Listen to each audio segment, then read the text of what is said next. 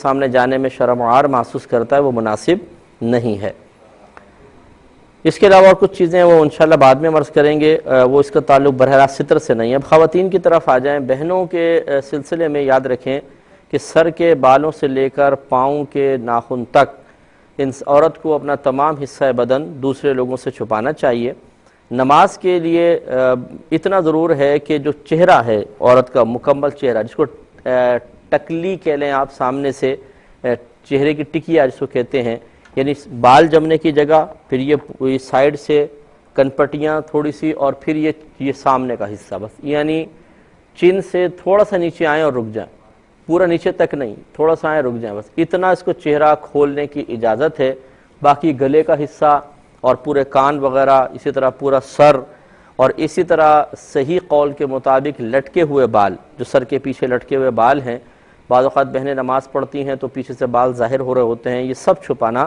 ضروری ہے، اس کو سب کو فقہاء نے ستر میں داخل کیا ہے۔ اسی طرح عورت کی کلائی مکمل طور پہ ستر میں داخل ہے۔ ہتھیلی کے بارے میں بھی کہا ہے کہ یہ بھی ستر ہے، ہاتھ کی پشت ستر میں داخل نہیں ہے، لیکن حتی الامکان کوشش یہ ہونی چاہیے کہ چونکہ یہ بڑے مختلف مسائل ہیں، ان میں اختلاف ہے، تو بہتر یہ ہے کہ بہن جس طرح اسکارف ٹائپ ایسا کوئی کپڑا سلوا لیں اور نیچے تک کافی لمبا ہو، تاکہ اندر ہی ہاتھ رکھیں، اور تکبیر بھی وہ اندر ہاتھ رکھ کے لگائیں اور اندر ہی ہاتھ باندھیں، تاکہ یہ ستر کے مسائل چونکہ بہت نازک ہیں، نماز کے فساد کا کوئی حکم اس میں نہ لگے۔ باقی نیچے کا جو ہے پنجہ وغیرہ، یہ فقہاء نے فرمایا کہ جو عورت کا پاؤں کا پچھلا حصہ ہے وہ ستر میں داخل ہے، مثال کے طور پہ ٹخنے ہیں اور ایڑی، یہ ستر میں داخل ہے۔ باقی جو اگلا پورا پنجہ ہے اس کا استثناء فرمایا۔ اب یہ تھوڑا سا مشکل ہے کہ اتنی لمبی شلوار پہن کے نماز پڑھنا، یا اتنی لمبی چادر جو زمین تک لٹک رہی ہو اور اس سے پورے ٹخنے اور ایڑیاں چھپ جائیں، حتیٰ کہ جب عورت سجدہ کرنے لگے تو سجدے کی حالت میں چونکہ تھوڑی سی وہ آگے جھکتی ہے تو لازم بات ہے کہ چادر کھینچے گی، تو اس میں بھی پھر یہ ستر نہ کھلنے پائے، اس کی تھوڑی سی احتیاط کرنے کی حاجت ہے۔ تو ٹخنے اور ایڑیوں کو فقہاء نے عورت کے حق میں ستر میں داخل کیا ہے، اس لیے بڑی احتیاط کے ساتھ بہنیں کوشش یہ کریں کہ اپنی نماز کے لیے ایک الگ لباس بنائیں اور بڑی چادر کے ساتھ نماز پڑھیں تاکہ پورا حصہ بدن چھپے۔ اب ہماری بعض بہنیں بہت ہی باریک قسم کے دوپٹوں کے ساتھ نماز پڑھ لیتی ہیں۔ اس میں یاد رکھیں کہ اگر اتنا باریک کپڑا ہے کہ اسے زمین پہ بچھائیں تو نیچے کی زمین یا اس کپڑے کے نیچے کا حصہ بالکل صاف نظر آ رہا ہو تو یہ ستر کے لیے کافی نہیں ہوگا۔ جیسے یہ جارجٹ کے دوپٹے ہوتے ہیں خواتین کے، کہ اگر اس کو زمین پر رکھ دیں تو ویسے باریک باریک جالیاں سی ہوتی ہیں اس میں، تو نیچے کی حصہ صاف نظر آئے گا۔ ایسا دوپٹہ اوڑھ کر اگر نماز پڑھی تو یہ ستر کے لیے کافی نہیں۔ یہ مقصد نہیں ہے کہ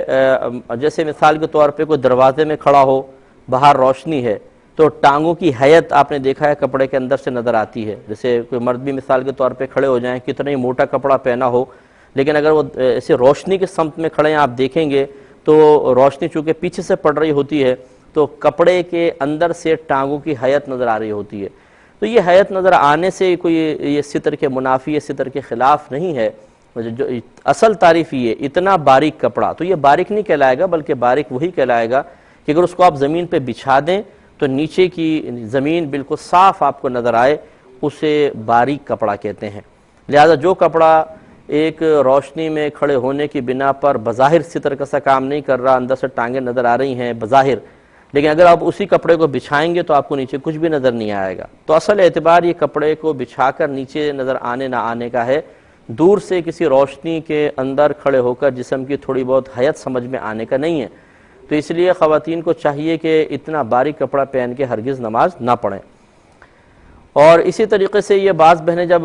تکبیرات لگاتی ہیں تو ہاتھ باہر نکل آتے ہیں اور یوں ہاتھ اٹھاتی ہیں تو یہ کلائی اس طرح یعنی آستین سرک جاتی ہے اور کلائی کھل جاتی ہے۔ ان کی کلائیاں یاد رکھیں ستر میں داخل ہیں۔ اگر 1/4 کلائی کھل گئی، یہاں کونی سے لے کر یہاں تک یہ کلائی ہے پورا، اور یہ ایک پورا ستر کا حصہ ہے، اس کے 4 حصے کر لیں، یہ 1 2 3 4، تو اتنا حصہ سمجھ لیں۔ اگر یہ پیچھے ہٹ گئی قمیض اتنی، جیسے سمجھ لیں مثال کے طور پہ یہ،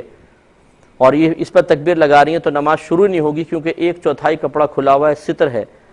ستر کھلا ہوا ہے، اور ستر 1/4 کے کسی عضو کا 1/4 کے برابر کھلا ہو، اس حالت میں تکبیر لگائیں تو نماز شروع ہی نہیں ہوتی۔ اس سے کم ہے تو نماز شروع ہو جائے گی لیکن مکروہ ہوگی، اس پہ توجہ کریں. ایک کالر ہمارے ساتھ ہیں, پہلے کال لیتے ہیں. السلام علیکم. السلام علیکم سر. ہمارا یہ مسئلہ ہے, بھائی جان اپنے ٹیلی ویژن کی آواز بند کریں, مسئلہ سب سے بڑا یہ ہے. سر ہمارا مسئلہ یہ ہے کہ ہمارے جائیداد کا مسئلہ ہے. ہمارا اس پہ ایک عورت نے قبضہ کیا ہے. آپ ٹیلی ویژن کی آواز بند نہیں کر رہے, بعد میں بات کرتے ہیں آپ سے, کوئی بات نہیں, پھر بند کر کے دوبارہ کال کر لیجئے گا. تو آپ کی خدمت میں عرض کر رہے تھے کہ کلائی چونکہ ستر میں داخل ہے, لہذا اس کا اگر کوئی حصہ کھلا ہوا تو دیکھیں گے کہ 1/4 کے برابر یا اس سے زیادہ ہے یا اس سے کم ہے. اگر 1/4 کے برابر یا زیادہ ہے تو نماز شروع نہیں ہوگی, اگر اس سے کم ہے تو نماز شروع ہو جائے گی لیکن مکروہ ہوگی اور واجب العیادہ ہوگی, اس کو دوبارہ پڑھنا چاہیے. اس لیے بہنوں کو میں نے جیسے شروع میں مشورہ دیا تھا کہ جب وہ تکبیر لگائیں تو کپڑے کے اندر سے ہی ہاتھ رکھیں, بس تکبیر لگا لیں, باہر نکال کے کوشش نہ کریں ورنہ کھلنے کا اندیشہ ہوتا ہے. اسی طریقے سے لمبی چادر پہن کے نماز پڑھیں. اگر مردوں کی طرح ٹخنے کھول دیے اور پھر جب سجدے میں گئی تو اور شلوار سرک گئی تو پنڈلی بھی نظر آ گئی تو یہ تو بدرجہ اولا ستر ظاہر ہو جائے گا اور اس طریقے سے نماز نہیں ہوگی. دیکھیں اللہ تبارک